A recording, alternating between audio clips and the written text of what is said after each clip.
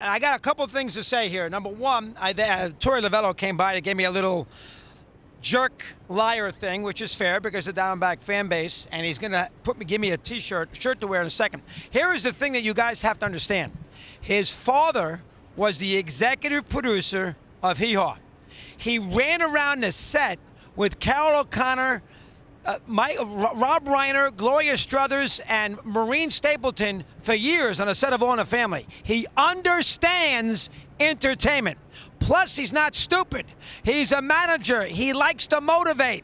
So what did he do? He found me to represent everybody in the world who thought there's no way the Diamondbacks could beat the Phillies, and he used that to pump up your team. It's your fault. Welcome.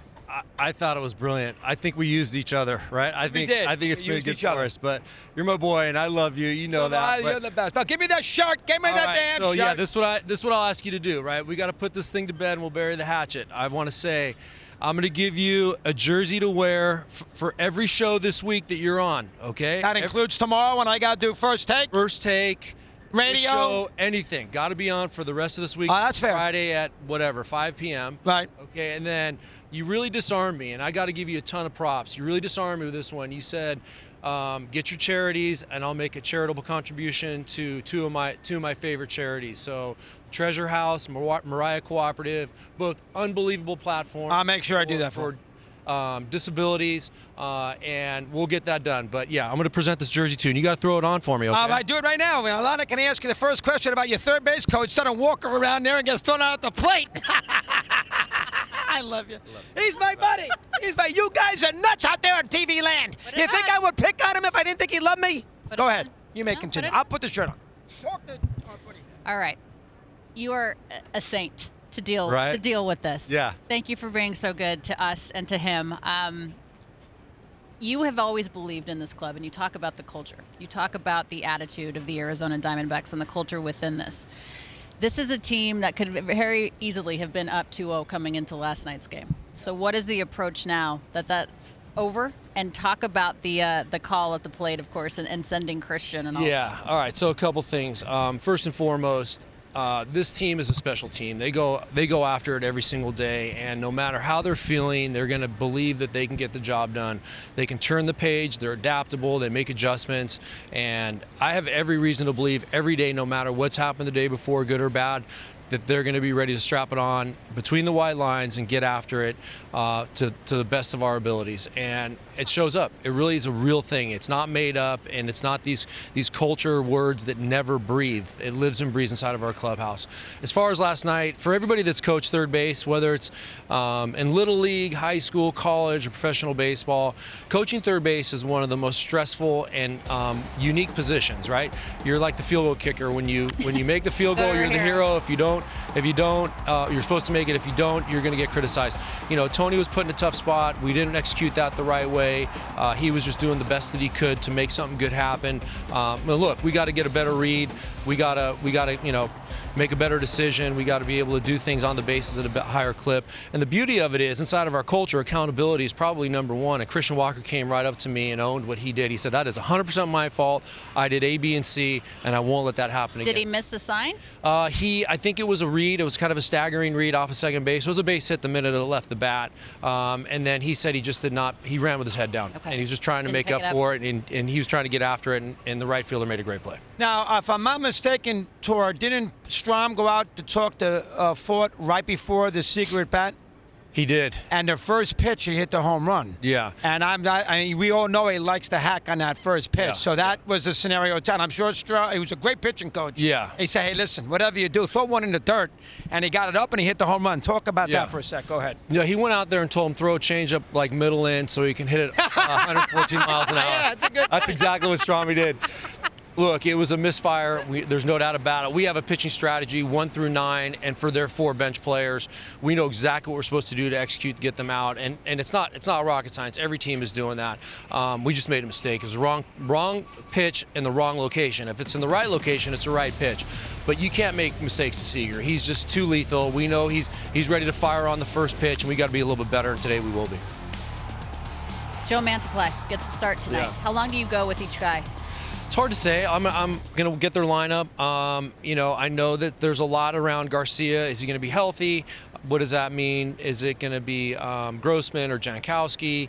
It might be Garcia. So I'll get their lineup, and then once I do that, I'll go into the run prevention team, and I rely on them a lot, and we'll start to chop it up, and we'll figure out what to do.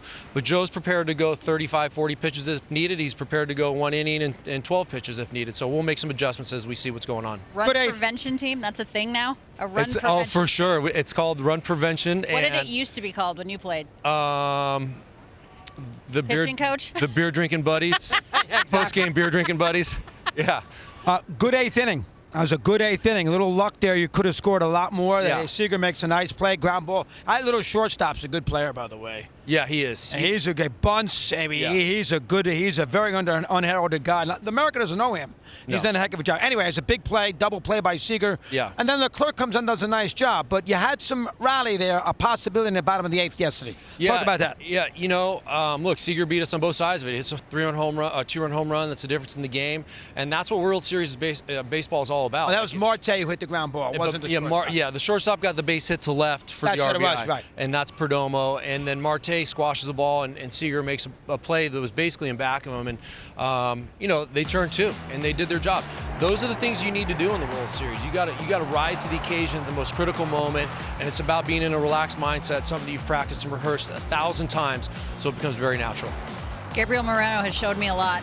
23 years old, behind the plate, is a man above his age. The way he handles your pitching staff, but he also has a little pop at the plate too. He hasn't had a great first 3 games, but he's been tremendous in this postseason. Yeah. What has he meant to this club? Everything, a lot that goes on behind the scenes that nobody really knows about. It's about preparation. It's about getting the game plan, execution, young player learning and growing every single day. And that's exactly who we are as an organization, right? We count on young players, and we tell them the day you arrive here, you're not a Sunday helper player. You are a player that's going to be inserted into the lineup and expected to perform at a high level, and Gabby's done that since day one. We missed him when he got hurt. Nothing against the other catchers that took over for him, but while he was gone, we went on with a little bit of a slide in July and August. When we got him back, we took off. So he's offensive, he's defensive, he separates it. He can step into the arena at the most critical time and get the job done. Torey, do you manage game 2 or game 4 a little differently off a loss? You needed to get a split in Texas, so you won that game. You need this game tonight in the worst way. You don't want to face Evaldi tomorrow down 3-1. Yeah. So do you manage this game a little differently as far as urgency is concerned, based on, say, if you won last night, where you might be a little more lenient to let things roll? So you manage this game almost as a batter-to-batter scenario. Yeah, it's hard to say. We got to win every inning and every minute we possibly can, and there's no throwaway moments at all. This is a World Series, and whether we won yesterday or lost yesterday, I'm going to manage the exact same way to help this team win a baseball game and put guys in the right position to be successful. Yesterday was a heartbreaking game. We didn't play well. We made some mistakes. Those are the things that I want to focus on. I'm going to walk into that clubhouse right after this and make sure the coaches are getting coached up and going out there and doing their job so we get better today. What's more heartbreaking, yesterday's game like that, or game 1 when you had the lead up until 2 outs left in the 9th inning, and Paul Sewald is so good, 6 for 6 in save opportunities prior to that. First pitch fastball to Corey Seager. There we go. Yeah. Oh man. That was fairly surreal. I'm still trying to process what happened, and that was probably a little more heartbreaking. On game 1 of the World Series, you want to get off on the right foot. You got everything in line. You got your closer out there, and he got clipped. And the beauty of Paul is he came back in basically saying it's going to happen.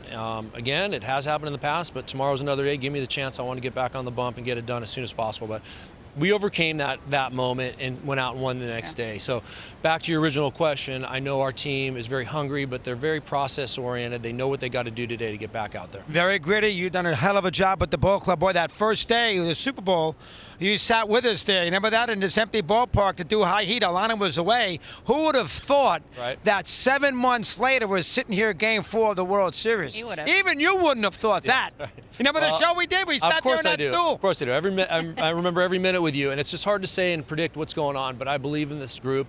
I believe in this organization, and we went out there and made some good things happen.